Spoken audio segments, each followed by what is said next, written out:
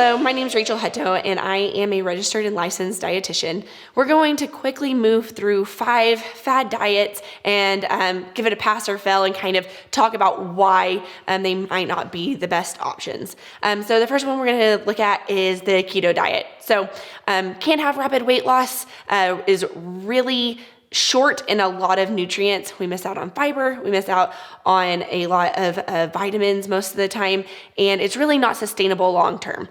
So it's not something that I would necessarily recommend. So thumbs up, thumbs down, probably give that one a thumbs down. So the second one that we're going to talk about is intermittent fasting.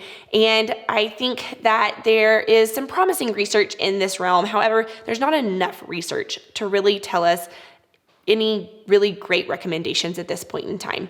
I do believe that people who maybe can only be disciplined for a short amount of time, it could be a great option for. However, we really have to make sure that we're still getting in all of our nutrient needs, whether that be vitamins, minerals, macronutrients, in the time that we are eating. Intermittent fasting, pass or fail, thumbs up, thumbs down. We're gonna kind of give it like sort of okay, maybe not the best.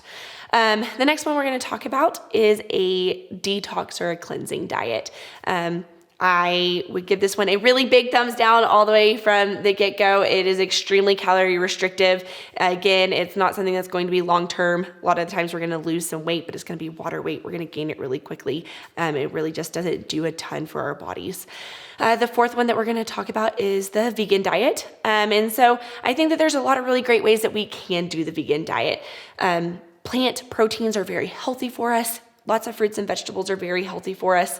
And if we are eating plant proteins and matching them correctly. So what that means is that we have certain amino acids whenever we look at the broken down proteins, and it's really important that we eat all of those amino acids throughout the day. You can't find many sources of complete proteins in vegetables. Quinoa is a really great one, and so that's a good grain with complete proteins. However, that's really essential that we're finding that and that we're getting in enough iron and enough vitamin B12. So those are the really important things. And so vegan diet, I'm going to give pretty good thumbs up, but there are some things that we really have to look out for and make sure that we're doing it well and that it's planned out.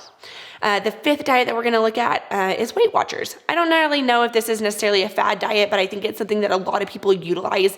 And this is one that I would, again, give a pretty steady thumbs up to. I think that the Weight Watchers program gives us points to really say, okay, well, you can eat what you want in any type of portion size, and you figure out the best way to build your day based off the points that you have.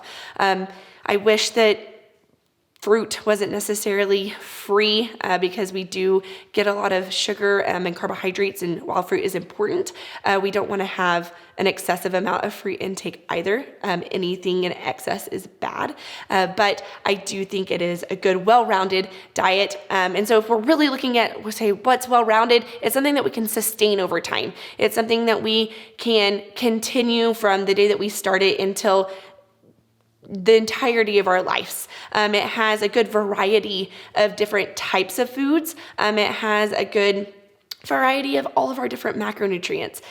It allows us to have balanced portion sizes and allows us to nourish our bodies.